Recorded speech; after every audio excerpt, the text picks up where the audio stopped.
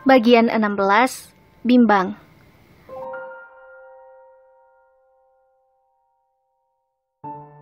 Arya mencoba menenangkan Niyah yang begitu terguncang. Ia khawatir Niyah berbuat nekat lagi. "Istighfar Niyah, istighfar," ucap Arya sembari memegang pundak Niyah. "Kenapa? Kenapa semua ini terjadi padaku?" teriak Niyah piluh. "Baru saja aku bertemu dia, Dok. Baru saja aku merasakan sedikit kebahagiaan. Lalu kenapa Tuhan mengambilnya lagi? Apakah tak pantas orang kotor sepertiku untuk bahagia? Apakah tak ada kesempatan bagiku lagi? Katakan, Dok."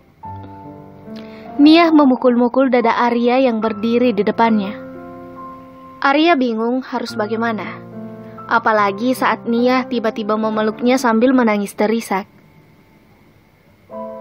"Apalagi yang harus kulakukan, Dok? Apalagi?" Arya tak tega untuk menghindar walau ia tahu betul ini tak boleh. "Katakan, Dok. Apa yang harus kulakukan? Apa yang harus aku katakan pada Mama?" Arya terdiam. Ia masih membiarkan Niyah bersandar di dada bidangnya sambil terus menumpahkan semua kesedihannya. Setelannya telah basah oleh air mata Niyah. Di ujung lorong sepasang mata menatapnya dengan mata berkaca. Kecemburuan tersirat pada tatapannya. Pemilik sepasang mata itu yakin yang berada di pelukan Arya pastilah istrinya. Karena tak mungkin Arya menyentuh wanita yang bukan mahramnya. Itu adalah hal yang tak pernah dokter Arya lakukan, kecuali terhadap pasien jika terpaksa. Tapi ada hal lain yang membuatnya bingung. Wajah wanita yang menangis di pelukannya itu mirip dengan wanita di video syur yang baru-baru ini beredar. Bukan sekedar mirip, tapi itu memang dia. Ada apa dengan dokter Arya? Apakah ia tak tahu kenyataan itu? Pertanyaan itu yang berada di benak dokter Pipit. Arya mengedarkan pandangannya ke sekitar lorong rumah sakit, berharap ada seseorang yang menggantikannya jadi sandaran Niyah. Matanya kemudian tertumpu pada sosok wanita yang berdiri menatapnya di ujung lorong rumah sakit.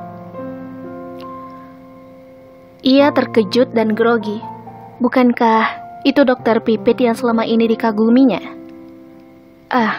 Pastilah ia salah paham terhadapku, batinnya. Perlahan dokter Arya merenggangkan pelukan Niyah darinya. "Sebentar lagi, Dok. Tolong, sebentar lagi," ucap Niyah lirih, masih terus terisak. Terpaksa Arya membiarkannya dengan perasaan yang tak menentu. Ia sangat takut Pipit akan salah paham terhadapnya. Bagaimanapun, ia memiliki harapan besar pada dokter berlesung pipi itu. Sementara itu, Pipit memilih meninggalkan pemandangan penuh drama itu dengan hati terkoyak dan luka. Ia tak mampu menahan cairan bening dari sudut matanya. Harapannya bersama Arya telah pupus. Harapan yang selama ini ia simpan rapat-rapat di hatinya yang terdalam. Air bening mengalir membasahi pipinya. Selama ini, ia begitu yakin kalau Arya punya perasaan yang sama dengannya. Tapi ternyata tidak. Dan yang lebih menyakitkan lagi, apakah posisinya digantikan oleh wanita itu? Wanita yang viral karena kasus video asusila. Haruskah dia yang menggantikan posisinya itu? Apakah tak ada orang lain yang lebih baik? Pikirnya. Setelah Niyah agak tenang, barulah Arya menghubungi Anita adiknya mengabarkan kematian Pak Adi.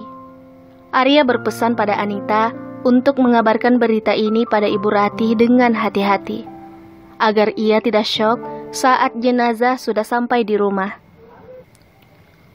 Walaupun Arya tahu itu juga bisa berakibat fatal bagi Bu Ratih, tapi ia tak punya pilihan lain. Semoga saja Ibu Ratih kuat untuk menerima kenyataan ini, bisik hati dokter Arya. Jarum jam menunjukkan pukul 4 sore saat jenazah Pak Adi tiba di rumah duka. Keadaan mulai ramai, bendera putih sudah terpasang. Tetangga dan keluarga dekat sudah berdatangan. Niah melangkah gontai mengiringi jenazah papanya ditandu masuk dalam rumah. Wajahnya kuyuh, matanya sembab, wajahnya bengkak karena terlalu banyak menangis. Tatapannya kosong seakan tak ada lagi semangat hidup di sana. Arya menyusul Niah masuk menemui mamanya.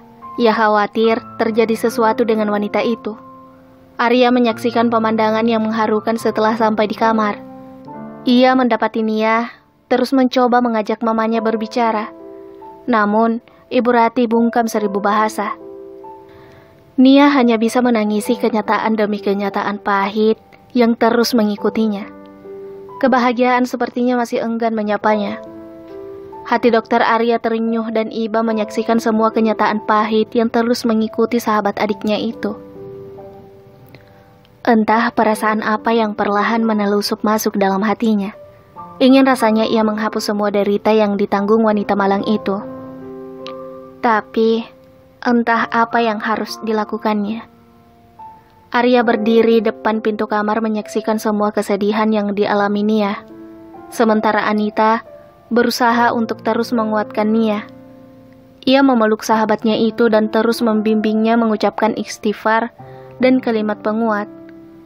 La haula wa la quwata illa billah. Dengan bibir bergetar, Niah mencoba mengikuti kalimat itu. Namun air matanya tak berhenti mengalir. Aku menyerah, Nit. Ucap Niah berbisik pada Anita yang duduk di sebelahnya sambil mengelus punggungnya. Astagfirullah, kamu tak boleh berkata seperti itu, Niah. Kamu harus kuat untuk mamamu. Suara Anita tercekat di kerongkongan mengucapkan kata-kata itu. Ia sendiri tak bisa membayangkan sakit yang dirasakan sahabatnya itu. Ia hanya berusaha menguatkan Niah agar tidak putus asa. Tak ada lagi yang dapat Anita lakukan untuk sahabatnya selain menghiburnya.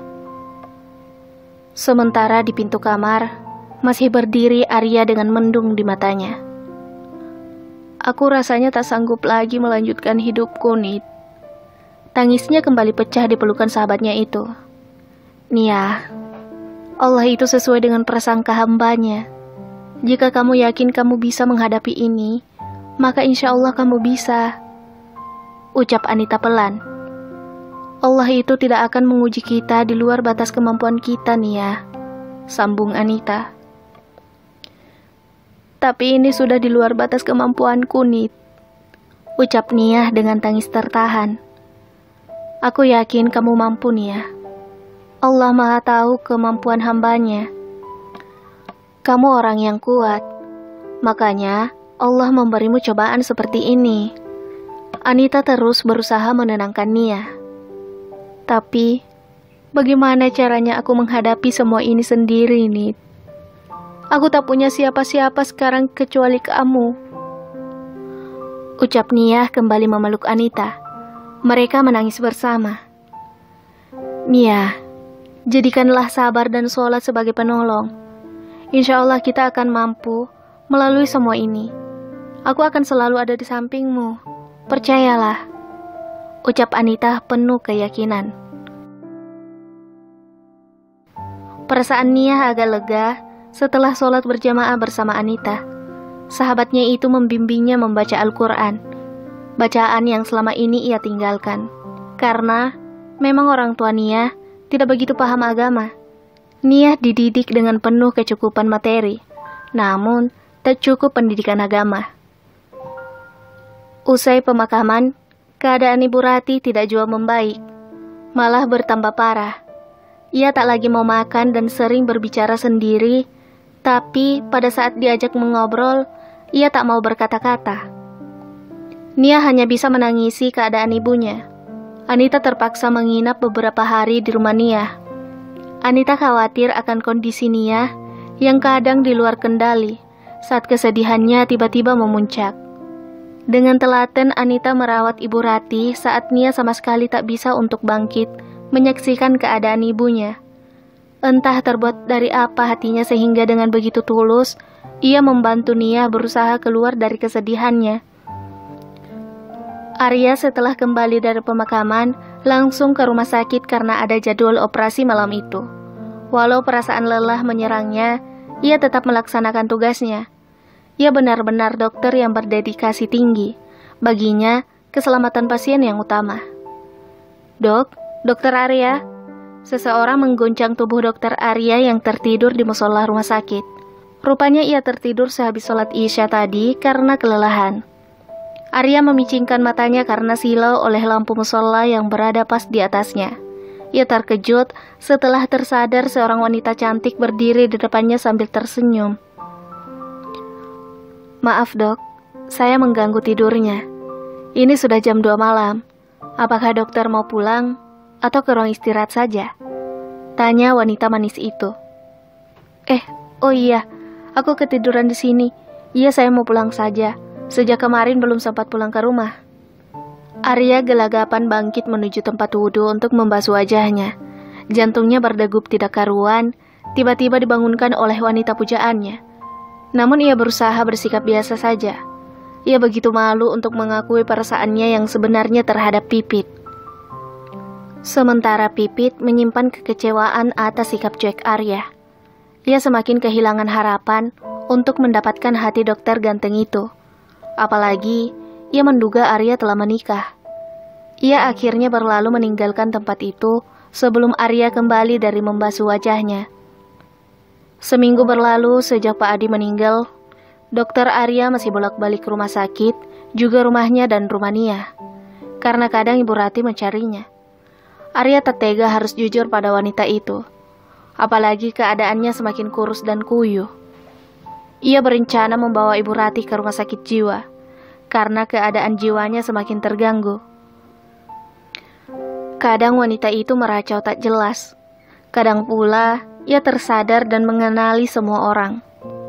Arya bingung bagaimana harus memulai pembicaraan tentang rencananya itu. Ia takut Nia terpukul dengan kenyataan yang tengah dihadapi sekarang. Arya bimbang, mengingat sebelum meninggal, Pak Adi mengamanatkan Nia padanya. Ia merasa bertanggung jawab atas keadaan Nia.